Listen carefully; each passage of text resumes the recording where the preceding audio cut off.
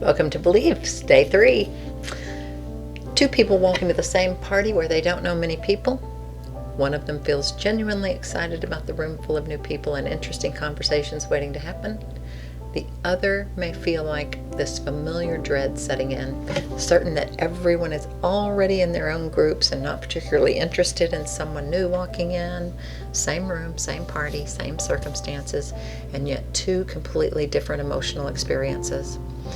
The difference is what each person believes about what that room means, specifically what they believe about themselves walking into that room.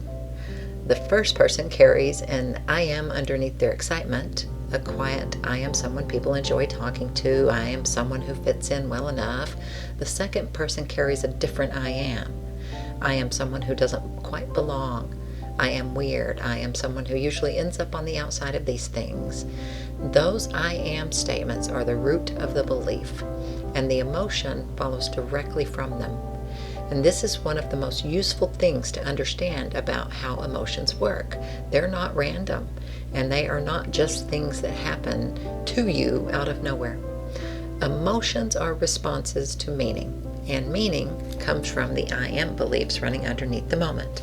When something happens, a comment from a partner, a look from a colleague, a tone in someone's voice, a plan that falls through, your brain immediately makes meaning of it. What does this mean? What does this say about me? And underneath that question is always some version of an I am statement already waiting with some answer about that. If the I am running underneath is I am someone who is valued and considered, then a canceled plan just registers as an inconvenience, mildly annoying, easily moved to a different day. If the I am running underneath is I am someone who always ends up disappointed, I am someone people always cancel on, then this canceled plan feels like confirmation of that. It's evidence of something you already knew, right? So the emotion that follows will carry more weight than the situation itself might seem to call for. Same canceled plan, different I am, different emotional experience. So when you don't know your I am beliefs, they are driving your emotions. The emotions can feel like an accurate report of reality, and sometimes it is. Sometimes the emotion is responding to the meaning, an old I am statement assigned to the situation rather than what the situation is on its own. I hope that made sense. The person who felt dread at the party wasn't wrong to feel dread. The feeling is real. All of our feelings are real.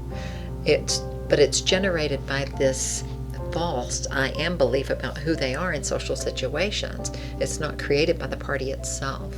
So getting curious about the I am underneath the emotions will lead you to this much better understanding of your foundations that are driving your life.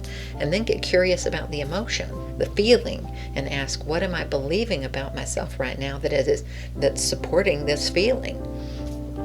And is that I am giving me an accurate read of this moment, or is it a past experience being placed on present day circumstance? And that question can create a very useful pause, this moment of curiosity instead of automatic reaction. Your emotions are valuable information. So once you start understanding what I am statement is underneath your emotions, you have so much more power, more authority in your life. So to practice this today, look back at a situation from yesterday that made you feel angry, sad, anxious, frustrated, and draw a line down the center of a page. And on the left, write only the bare facts of what happened. On the right, write down the meaning your mind gave it, specifically using I am statements. And notice the space between the facts and the meaning. All right? Facts, I received an email. Meaning, they are mad at me, or thought they are mad at me. And what would I have to believe for they are mad at me to be made meaning of from I received an email? I am leery of feeling like I might be in trouble. I am always anticipating how I've done something wrong. See those I am statements underneath reading a tone in an email? You can't even hear a tone in an email. What's up with that? So I hope this is helpful in you being able to start exploring those underlying I ams that are running the show. Those can be, once we identify them, next week we're going to talk about deconstructing them. But this week we're just working on identifying them. So good luck with that. Put in the comments where you might be struggling or not understanding this. I am happy to help bring clarity. I want this stuff to be really useful for you.